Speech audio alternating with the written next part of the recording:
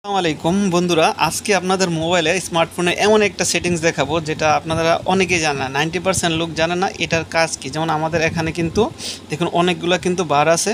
যেমন এখানে লেখা আছে ব্লুটুথ, মোবাইল ডাটা, টাচ, তারপর পোর্ট্রেট। এখানে আমি আজকে শুধু একটা অপশনের কাজ দেখাবো, ঠিক আছে। সবার মোবাইলে কিন্তু এই যে দেখুন এই অপশনটা থাকে, ডু নট ডিস্টার্ব নামে একটা অপশন আছে, ঠিক আছে। দেখুন এখানে এই অপশনটা কিন্তু সবার মোবাইলে যা থাকে, এটার কাজ কিন্তু 90% লোক জানে না।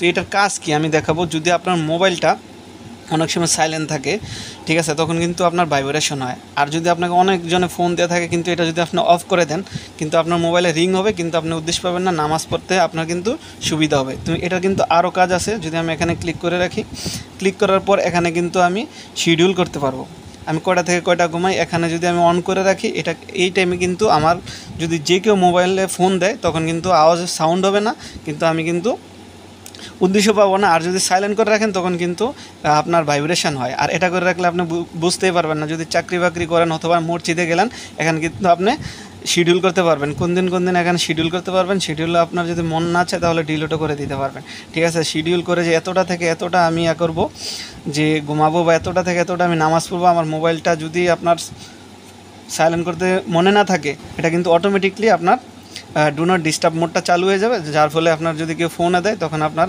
নামাজে কারো অসুবিধা হবে না, ঠিক আছে। তো এটাই মূলত এই কাজটা। তাহলে আপনারা অবশ্যই ডু নট ডিস্টার্বের কাজটা আজকে শিখে গেলেন কীভাবে কী করতে হবে। তো ভিডিওটি ভালো লাগলে অবশ্যই ভিডিওটি শেয়ার করে নেবেন, এবং আমার পেজটি ফলো দিয়ে নেবেন। ইউটিউব থেকে দেখে থাকলেও সাবস্ক্রাইব করে নেবেন। ভালো থাকবেন, পরবর্তী টিউটোরিয়াল দেখা হবে। আসসালামু আলাইকুম।